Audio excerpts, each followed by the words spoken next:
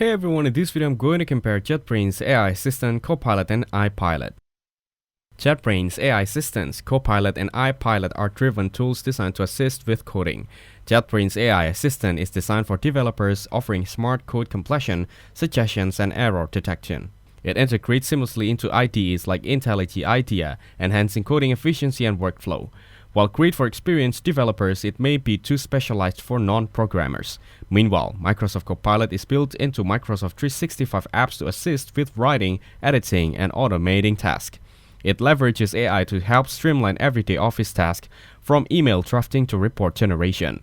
While very versatile, it can be sometimes offer generic suggestions that require further refinement. On the other hand, iPilot boosts productivity in Word and Excel with writing, data analysis, and summarization. It streamlines repetitive tasks, making office work more efficient and user-friendly. However, it lacks coding-specific features and is more suitable for general office applications. In my opinion, JetBrains AI excels in JetBrains tools.